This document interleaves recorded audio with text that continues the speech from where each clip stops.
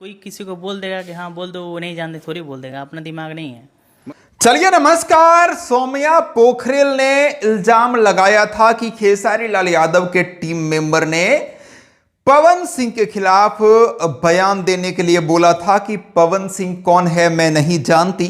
आप लोग ये सुने थे ना कि मेरा मुझसे कौन है पवन सिंह, वो भी मैं बताऊंगी कि किसके करा धराया है। अब छोड़ो हमको तुम लोग। लेकिन अब सौम्या पोखरेल के जो पति हैं, जो हस्बैंड हैं, वही सौम्या पोखरेल के खिलाफ में खड़े हो गए हैं बयान देने में, इंटरव्यू देने में। देखिए क्या है कि अखिलेश कश्यप के विरोध में और राजीव शर्मा के विरोध में सौम्या पोखरेल लाइव आती हैं और वो कहती हैं कि मैं अब ये भी बताने वाली हूं कि तुम लोगों ने मुझसे बोलने के लिए मजबूर किया।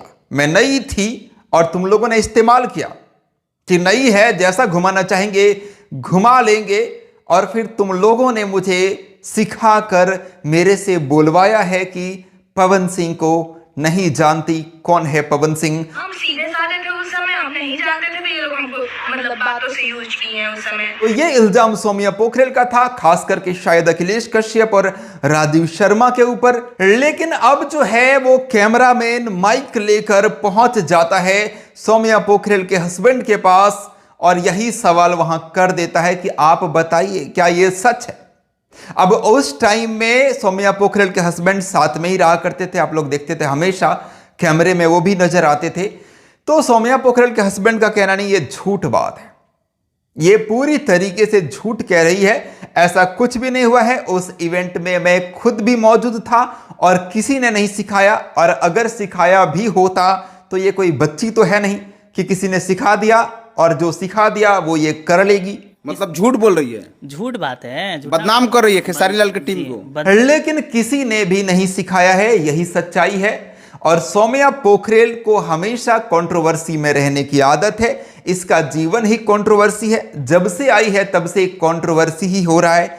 इसके साथ ये बयान किसी और का नहीं है, ये बयान उनका है जो शुरू से सौम्या पोखरेल के साथ उनको नेपाल से लेकर बिहार पहुंचते हैं। सौम्या पोखरेल सबके सामने इंट्रोड्यूस करती है कि ये मेरे हस्बैंड हैं, मेरे पति हैं। तो ये शादी अरेंज मैरिज है कि लव मैरिज है? लव मैरिज है।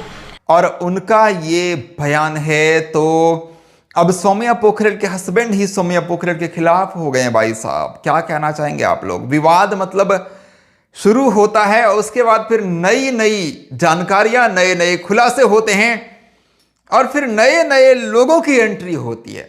तो इसमें एक और एंट्री हो गई है, सौम्या पोखरेल के हस्बैंड की एंट्री हो गई है। और सौम्या पोखरेल का हस्बैंड जो है वो सौम्या पोखरेल के खिलाफ में है, मतलब सौम्या पोखरेल के बयान को झूठा बयान या फिर झूठी बातें बता रहे हैं। सो आप लोग किस पे ज्यादा ट्रस्ट करेंगे, सौम्या पोखरेल के ऊपर या सौम्या पोखरेल के हस्बैंड के ऊपर? कमेंट बॉक्स में कमेंट करिए। मैं तो बस अपडेट दे रहा हूं, मैं तो भाई साहब मैं अब न्यूट्रल वीडियो बनाता हूं, तो मैं वो सारी बातें लाकर रख देता हूं जो सोशल मीडिया पर चल रहा है, और मैं यहां पर ना किसी का पक्ष, ना किसी को सही, ना किसी को गलत कह सकता हूं, क्योंकि मैं सौम्या पोखरेल को कोई सिखा रहा था या नहीं सिखा रहा था ये मैंने नहीं देखा। और सौम्या पोखरेल का हस्बैंड सच कह रहे हैं या झूठ कह रहे हैं ये मैं नहीं जानता।